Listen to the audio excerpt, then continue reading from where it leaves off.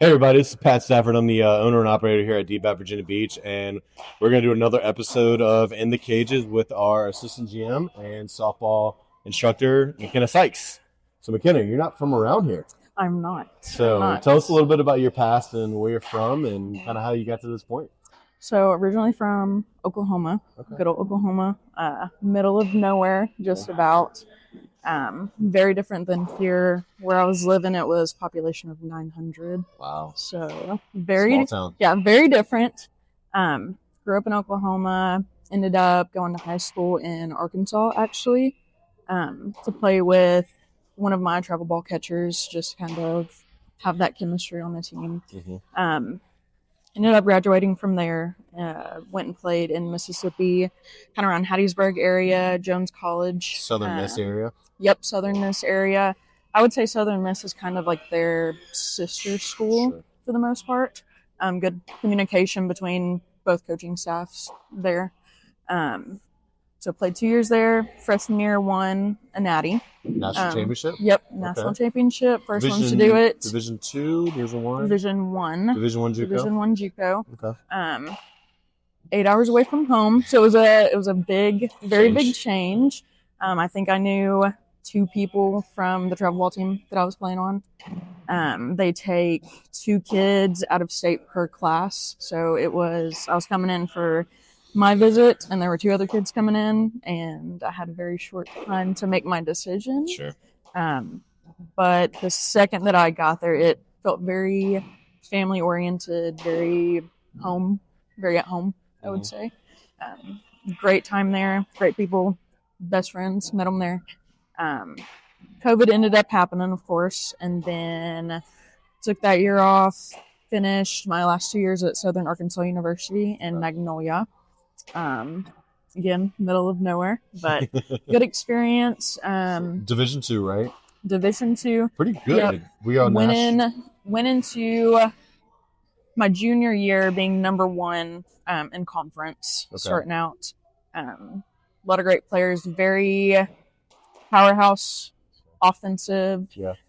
I would say is how the team was built. Big, strong hitters for the most part. Great pitching staff. Yeah, it was a great experience. Very rodeo type school. So nothing wrong with that. Yeah, no, it was a good experience. It was awesome. Very cool. And then after that, you got into a little bit of coaching right afterwards. Yep. So talk about that experience a little bit. I got very lucky. I always knew I wanted to coach, and my dad, I wish I could find the Facebook post, but he had posted as soon as I got it, like when I was little, I always told him, I'm gonna be a coach, and forever coach, like we're gonna coach together. That's my dream. I can't imagine myself doing anything else, like working behind a desk or crunching numbers, stuff like that. So got a call from one of my travel ball coaches. He was leaving University of Arkansas Rich Mountain. Offered me that spot. Was there for a year. It was the program's third year to be up and going. One thing about that was kind of cool, I had a high school teammate that I coached whenever I was coaching there, so it was kind of a interesting dynamic. But no, it was very cool. Yeah, getting started as a young coach, you'll have that a little bit. Yes, absolutely. Because I mean, if we were at a 4-year, we would be teammates technically still for the most part. Gotcha. Great group of kids. Then I got offered to come back home, Connor State College, which really cool about that.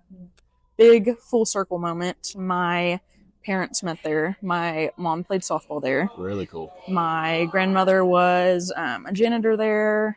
So the whole it was kind of like a family affair. Yes, like their house was maybe 50 yards from the softball field. So going to work every day, I would pass like pretty much where I grew up. So it was a very full circle. My parents lived 30 minutes away. Yep. My cousins lived 30 minutes away. So it was very nice to be back home after being away for so many years. Sure.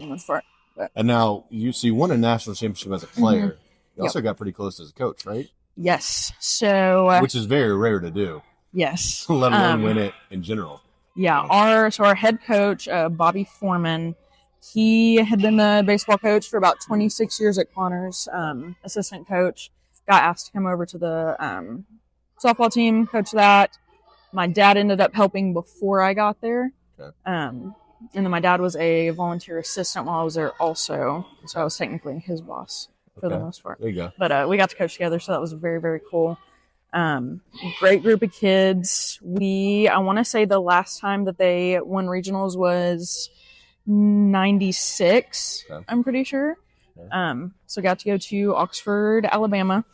It was quite a long trip on a bus, Sure. but it was well worth it. Cool. I don't know, I think I enjoyed that. It's weird to say I enjoyed that win more than winning the Natty. Sure. I would say just like seeing my dad like emotional and seeing the girls emotional and like it's a different perspective as a player. Yeah, it's a different. Absolutely. Like you said, it's a whole different emotion from a player to a coach. Yep. Of seeing girls that you would help along the way achieve something that they really want. Mm-hmm. So that's pretty cool.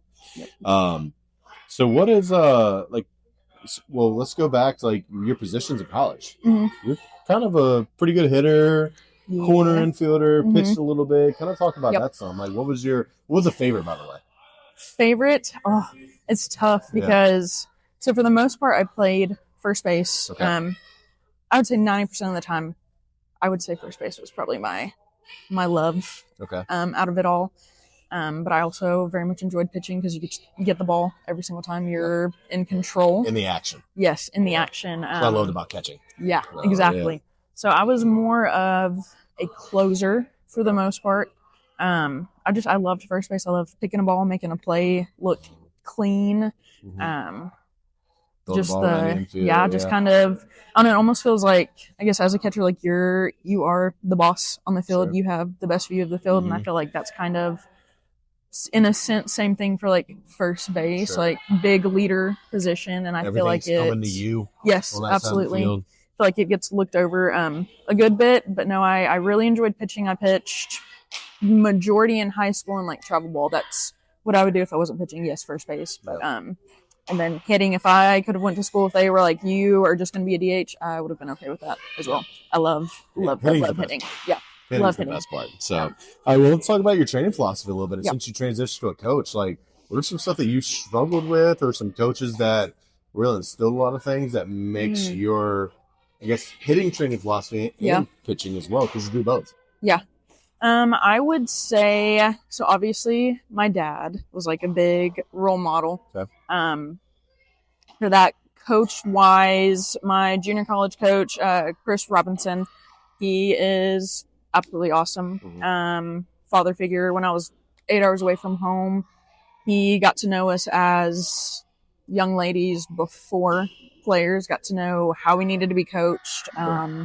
Took care of us off of the field just as much as on the field. Mm-hmm. So becoming a coach, I wanted my girls to feel comfortable to come to me, whether it was softball related or life related. I would say big mental aspect of it. I don't think that's focused on quite enough. It's getting there. Yeah. But I would say that's a big thing I try to implement in like lessons. Like, it's okay to mess up. Now is the time to mess up. Sure. And just have fun. If you're not having fun, then why are you out here? Right. I mean, it's kind of pointless at that point. It's almost like the journey is more important than the actual result. Absolutely. The journey of going through it, failing, recovering, failing, recovering, learning. That's kind of the most important part of it. Absolutely. So. Yep. Okay.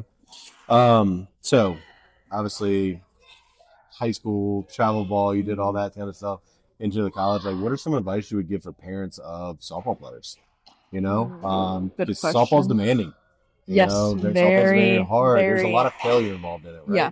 There's a lot of emotions that come with it too. So like, you know, what is some advice you would give to parents that could really help their athlete through this whole process? I would say, and I'm not, super knowledgeable on like the baseball aspect and like that dynamic when it comes to kids and their parents with that, but I feel like in the softball world, it's with both sports, it's pressure, like a lot of pressure. I wish my parents would have let me know it was okay to fail a little bit more, which that got better as I got older. Okay. Definitely let them have fun. Let them know it's okay to kind of like Kyle said earlier, like it's okay to not want to go do something that day.